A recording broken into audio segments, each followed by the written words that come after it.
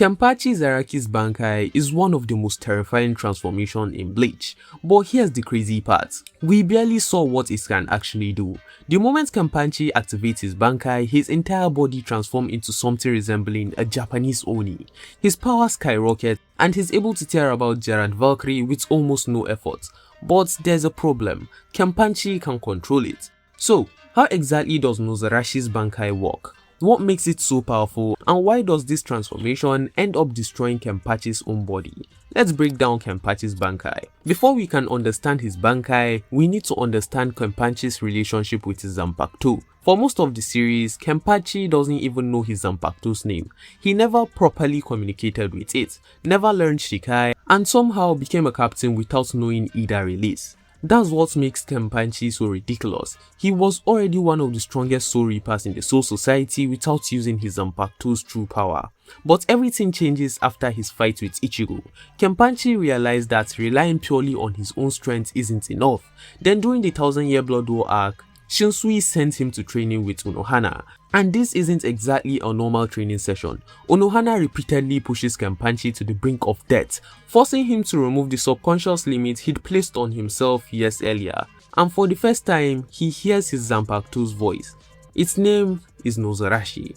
Kenpachi's Shikai gives us the first real indication of what his Bankai will eventually become. Nozarashi transforms into a massive axe-like weapon, and its primary ability is extremely simple: cut anything.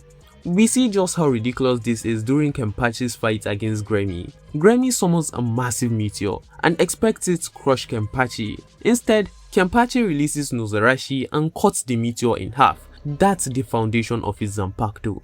No complicated elements, no illusions, no special tricks, just overwhelming cutting power.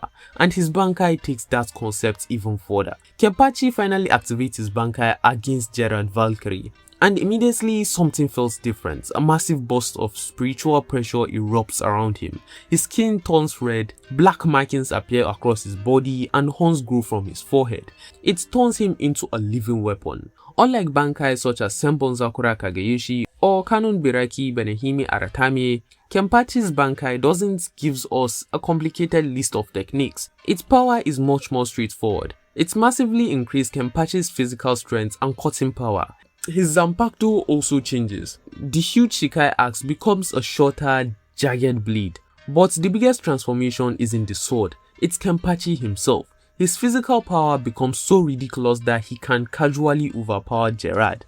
He tears off Gerard's arm and then slices him in half. This is especially impressive because Gerard isn't some ordinary opponent. The miracle allows him to survive devastating attacks and become an even greater threat as he continues fighting. Yet, Kenpachi's Bankai is capable of cutting through him anyway. And that's why Yachiru's words become so important. She told Kenpachi that if he uses her properly, there is nothing he cannot cut. But there's a massive drawback. Kenpachi can't properly control his Bankai. This transformation doesn't just increase his strength, it overwhelms him. Kenpachi becomes almost completely berserk, attacking with little regard for anything around him. Even Byakuya and Hisugaya realize that getting close to him is dangerous. And then we see the biggest problem. His own body can't handle the power.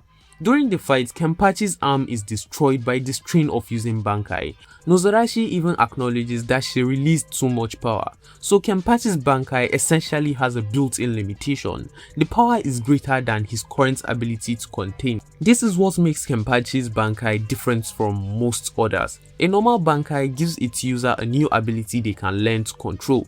Kenpachi's Bankai feels more like removing the final safety switch. He's already a character who constantly suppresses himself.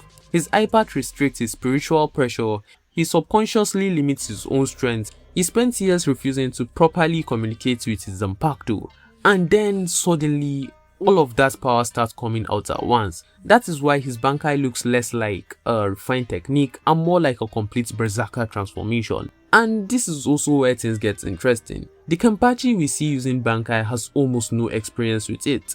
He doesn't have years of training with Nozarashi, he doesn't demonstrate precise control, and he immediately suffers physical consequence from using it. So what would happen if Kenpachi actually mastered his Bankai?